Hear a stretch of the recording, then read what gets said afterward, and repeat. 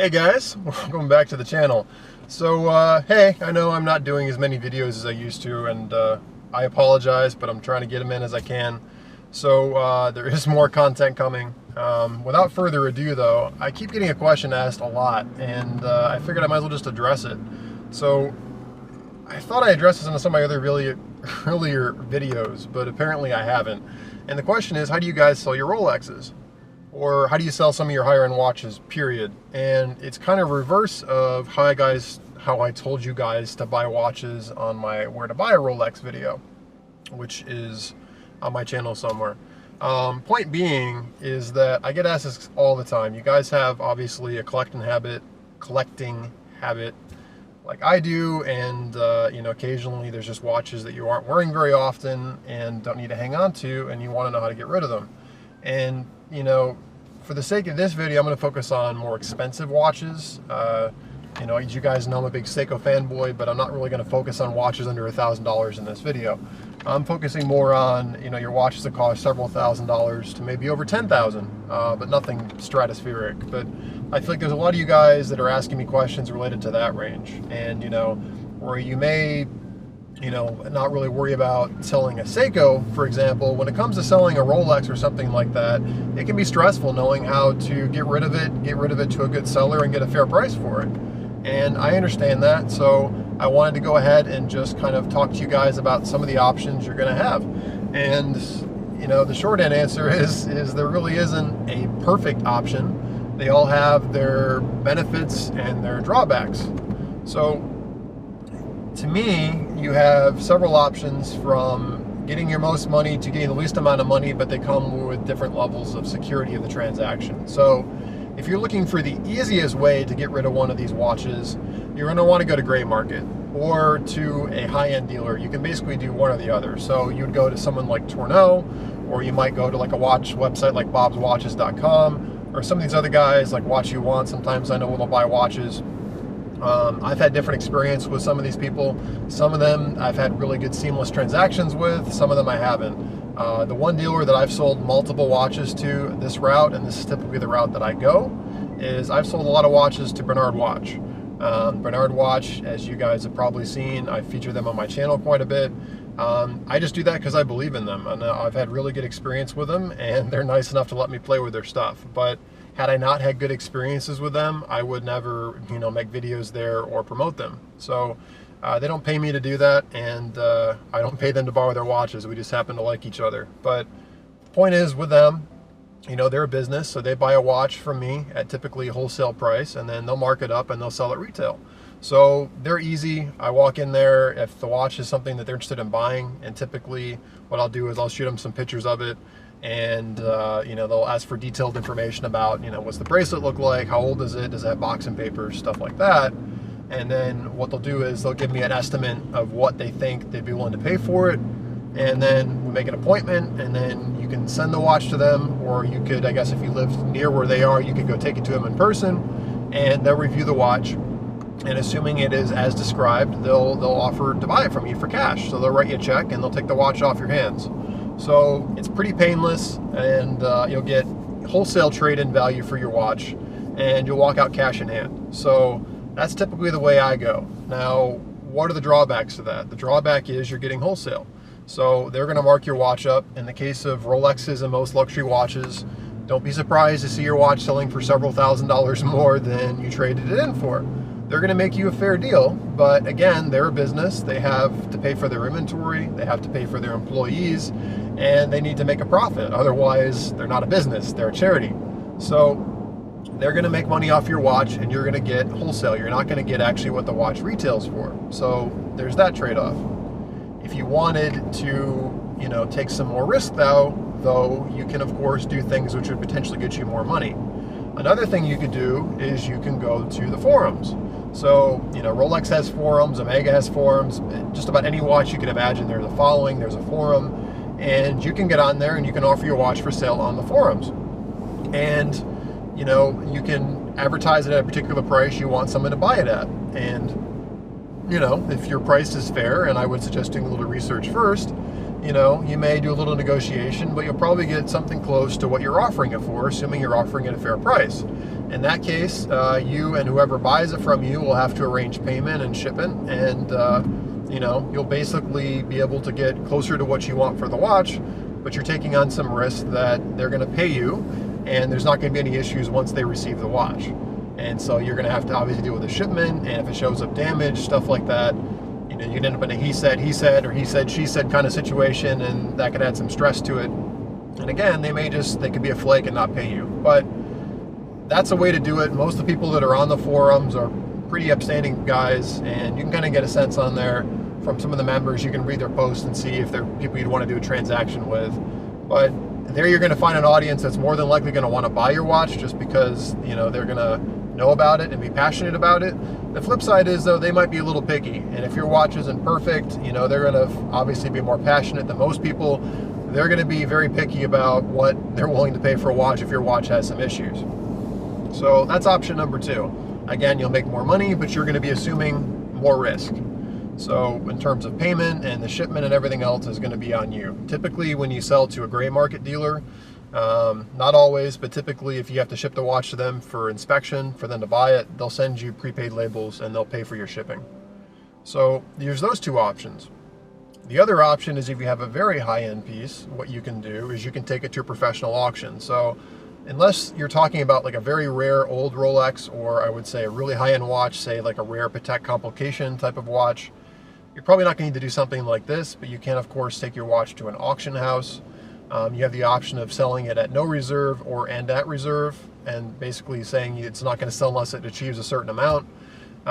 There you're going to have obviously a very wealthy audience that came there to buy, and you might get people into a bidding frenzy. They might actually end up overpaying for your watch, assuming it's a desirable watch. So if you have something very rare and desirable and very expensive, that's probably the best way to get top dollar for it, is going to one of these kind of auctions. Now, as with any auction, there are auction fees, excuse me. It's going to cost you money to advertise it there and to auction it there.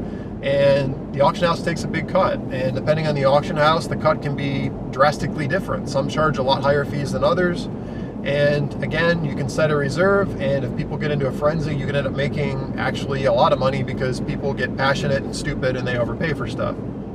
But the opposite is also possible, right? If you don't set a reserve, it may not sell for a fair price, people may not really bid on it, and if you have it as a pure auction must sell, then you may end up not making anything off of it. You could sell it at a massive loss. So again, there's risk there. And then there's the last option, which I know a lot of you guys have asked about and considered, and that is going the route of a traditional auction like eBay. And when it comes to selling watches outside of like grand complications, for example, eBay has some benefits and some fallbacks as well. So any of you that have watched me for a while and are massively passionate about watches will know that, as I've told you, and as I'm sure a lot of you realize because you guys are pretty passionate and pretty well versed in watches too, typically, is there's a lot of fakes on eBay and there's a lot of garbage on eBay. And obviously if you're selling a watch, that's not so much a problem for you, but because of that, a lot of people, unless they're an expert in a watch, can tend to be a little bit skeptical, and they may, if especially on a really expensive watch, they may not be tempted to bid a lot just out of risk that they may be buying a fake, out of fear. So I've seen watches without reserve end up selling for very little money because I think people are afraid to bid on them. The flip side of that, of course, is you can, of course, set a reserve, which is good. And that basically will say the watch will not sell unless it achieves a certain amount of money. So you can basically guarantee that. But you may have to relist it several times to get the amount of money that you want for it. And eBay's going to charge you fees for that. And you're going to pay a fee for a reserve. The other thing, of course, like a traditional auction house, is you can get lucky sometimes, and you can get people to overpay for what your watch is worth. And it's happened to me. I've sold a Shinola and some other stuff on eBay. Actually, I've sold a lot of watches. But for me, they were all under $1,000 because that's where I'm willing to risk it. And I put them in at no reserve. I put in super high definition pictures, and you know, people bid them up, and I ended up making quite a bit of money on some of them because the pictures presented the watch well, and they were good watches, and I put no reserve. So people started going in and bidding it up, and then as the auction came to an end, there was a frenzy by the people that had been bidding the whole time, and they kept outbidding one another, and they ended up, you know, throwing more money my way. And in those cases, I made a profit, although again, as an auction house, eBay takes a cut, And I think last time I sold something, eBay took 10%. Now, I don't have an issue doing that with, a Seiko or a Shinola or watches under $1,000. But when it comes to watches over $1,000, then you run into other potential issues.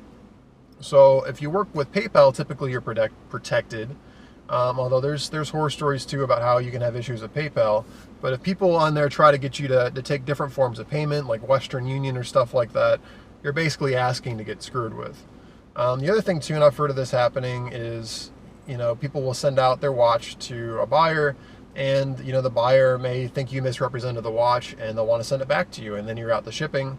At the best case scenario, they may return it to you damaged because they may have damaged it while they had it in their possession. So I would definitely recommend you put in a no return policy, probably because, again, you're going to be dealing with nonsense. I've also heard in extreme cases people buying a watch, swapping it out for a fake, claiming that you sold them a fake, and then keeping your real one and then filing suit with eBay, and then basically screwing you out of your real watch. I've heard of that happening on 1 or 2 occasions. So the good thing about eBay is you can put in a reserve. You can, again, get a decent amount of money for the watch, assuming it sells. You can, of course, in some cases get lucky. People get in bidding wars and end up way overpaying for your watches. But the flip side is, again, there's going to be fees involved. There's going to be a risk that when you ship the watch out to the buyer, that they could screw with you, they may not be trustworthy, they could steal your watch, they could damage your watch, then try to force you to return it. There's all sorts of potential headaches. Shipping it can be annoying. Stuff can get lost in the mail. You have to pay a lot of money to insure it. Last time I sent back a Breitling, I think I paid $50 or $60 in shipping just because I wanted to be covered in case, in my case, the United States Postal Service lost it. And no offense if you guys work for USPS, they're awful. They're freaking awful. And they lose shit all the time. And shit's late and it's damaged. And with me, I'd pay a ton of money in insurance because I'm not taking the risk they're going to screw up one of my things. So again, there's risk there. And of course, last but not least, is you sell your watch to a friend or somebody that you know personally that's willing to buy it. Again, you guys can negotiate a good price. The only hesitation I would say with that is if the watch starts having issues after you sell it to them, then you're kind of stuck in an awkward situation of, maybe you need to help them pay for repairs on it or take care of it, or it could end up hurting your relationship with this individual. So they all have benefits, they all have drawbacks. For me personally, I typically just sell my expensive watches to a third-party gray market dealer. Again, like Bernard Watch, I've dealt with them, I know them. I know they're going to offer me less money than they're going to sell it for. I know they're going to make a profit, but sometimes I bought my watch as well, and even when I sell it to them, I make a little bit of profit, and then they make some profit too, so it's a win for everybody. And I know they're going to give me cash the same day, and I'm not going to have to worry about them screwing with me. So to me, that's where it is for me. Cheaper watches under $1,000, I'll sell them on eBay. I'll take the risk, and by and large, a couple minor exceptions, I've had good experience with them. So there you go, guys. Hopefully this was helpful for you. As always, I apologize for the lack of videos. I apologize for talking very fast. Hopefully you're able to understand half of what I just threw out there. And again, sorry for all these car vlogs. I'm on my way back from the airport right now, so this is when I had time. I'll do my best to get more videos out there. More watch reviews are coming. So again, hope you enjoyed it. If you could let me know what you guys think below. Are there other ways you guys would consider selling your watches? Let me know below. I always read the comments, and if I get a chance, I'll even let you know by liking it, just so you guys know I do actually read your comments, and I learn things all the time from you guys. And if you've had negative experience with some things, let me know too, and let the other people in the audience know. This is a great way to share knowledge and for us to learn, better ways to do things. So that said, I know I need to do a customary wristwatch check. Today I'm wearing a new Casio G-Shock Tough Solar. You guys haven't seen this yet. I know I'm not wearing a Rolex for this video. Like I said, I just left the airport. I typically don't wear my Rolexes when I fly. I put them in my bag. So I have it, it's just not on my wrist right now. But, the one I wore this week. So I'll do a review on this watch coming up. I think this thing is awesome. It's I'm not a quartz watch guy. You guys know I'm a mechanical snob, but I like it a lot. So this may be my new perfect travel watch. But anyway, guys, thank you guys so much. Take care. Hope you guys are doing awesome. I'll catch you guys in the next video. Which to do so, you need to subscribe and also click the little bell icon. That way you'll get notified every time I do a new video. So again, new reviews are going to come out. I'm going to get back to Bernard. I'm going to start doing some watch reviews there again, new topics, and I'll cover this guy as well. So hope you're well. Take care, guys. Have an awesome day.